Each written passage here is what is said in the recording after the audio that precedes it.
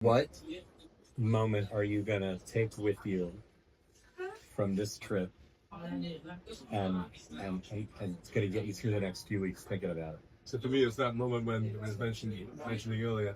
We performed in what was the show? Carnation One. The Carnation Run after the show, and some of the ladies there realized that we literally all of us just dropped our jobs and dropped our lives, left our families, and came over here just to perform for us all, for the people. And we couldn't believe that we actually did that for them. And they went to their winery, got the winery, and they brought us full bottles of wine back, wrote notes.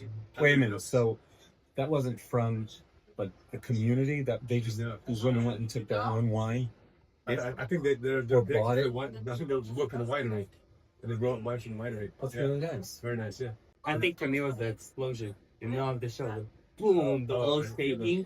Yeah. And the kids don't even jump. It's like they're used to it. That was down south. They're in Shlomit, and it's between an IDF artillery base and Gaza. So every time the base needs to fire into Gaza, it's firing over their heads, and the whole ground shakes. And I'm right, like Eliyahu, what did the guy say to you?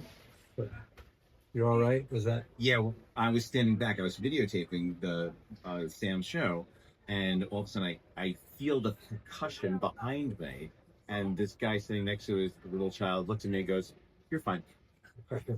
Also, the soldiers in the before we went into the base that were with full uniforms. We rolled down the windows and we started performing for them, and they were just like, not soldiers, they were people. Right. How long we were there? We were there 30 seconds, 40 seconds. We were there no time, but just in between the fact of what you did and what I did over Sam's lap. Sorry, I had to kind of jump over from the other side to be able to do something out the window. Just that changed everything. You did money, and Sam did also money. He did coins, and you did bills. Wow, incredible. That's how you drive right through a border. Checkpoint. A lot of money. But how long we were in the base? 3 hours? 3 hours. I was 3 hours in the base before me. Flew like 3 that. hours before me. Right, flip. I remember it was after midnight. What do we do here? Yeah, they were standing as well the entire time. Right. We were standing, of course, we were filming.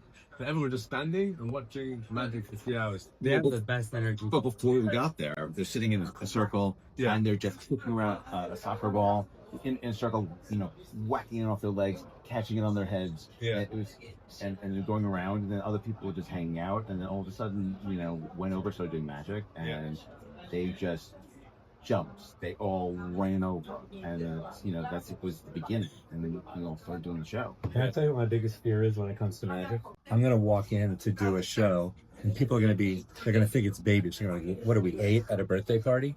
And you have to win them over. And when you walk in and everybody's in uniform and carrying guns, I think that might make it even a little more trepidation. But these people, it's like they went back to being 8, and they just got to be kids for a few hours. They were having so much fun. That guy who was squealing, big, strong guy I would normally not mess with, and he was.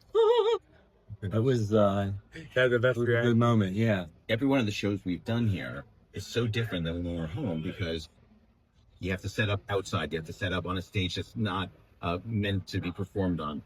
There people have no idea why you're there exactly. You have to overcome not only that, what you're doing is not babyish. You have to overcome the fact that they have no idea who you are and why you're there. And then once they realize that, that's that moment that we connect with them, and then they come over afterwards. They don't want to leave us go. How right after the show they're walking over to you, and of course they speak Hebrew, and you have a natural connection with them, and they're talking to you, and you're showing them more things, and you're connecting with them afterwards, and they're getting information from you, and they want to message you, and they want to learn about magic. I mean that's At least 20 kids. At least 20 kids. But you know what? It's funny you say that, because at home we get paid to do a show.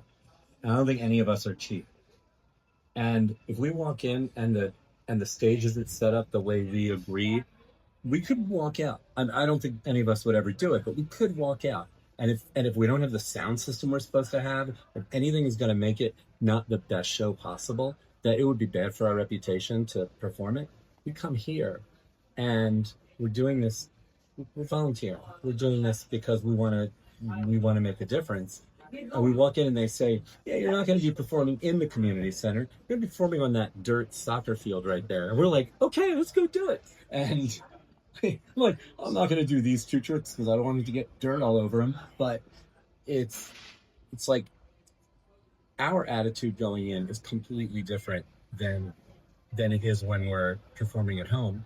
And I think that's a lot of what you're saying. It gets transmitted over to the people, and they realize that this is love. Well, I laughed out loud at one show in particular, the Matter show. I was laughing over that show. The one just now, so or much the went one wrong. or the one Sunday? No, the Matter show. The show, we gotta have a good. The staple gun. And the finale when No. well, the grand Something finale was the tic-tac-toe falling off the stage. That was fun. That was fun. That was fun. Or the piece of paper falling off my back that no one was Right. supposed to see. Right, that was funny. Yeah. cigarette was great. Or It the was super fun. or the bottle that you ordered to come to Israel that has never made I it. have it now. I remember what made me laugh that last. When I did the gag where I'm writing on the board, and on my back is, as a matter of fact, I'll show you. On my back are the cheat notes. Okay, so I don't know what I just dropped. Oh, I just dropped a deck of cards out of my pocket. On my back are the cheat notes, and the whole way it's supposed to go is I'm up there and I have a board and I'm writing the words that I want them to say, and the audience sees it and they're like, "How is this person behind him going to know?" And I say, "Is it a little hot here?" And then finally I take off my jacket and I put it down and I continue, and the audience is like, "Okay, he took off his jacket, big deal." And the person behind is usually like, "Mm-hmm," and like, I know what I'm supposed to do. I'm just going to read those words. And this girl, she sees it and she starts to laugh. It was at the base. It was at the base. Yeah, she's not just laughing. She does the snort thing. She's behind me going, and I had tears coming out of my. I couldn't even say the next thing I wanted to say because she was behind me, cracking up, looking at this paper, probably wondering, how am I going to pull this off? I am not a good liar. I'm just assuming she's not a good liar. That was a funny moment for me. That's funny.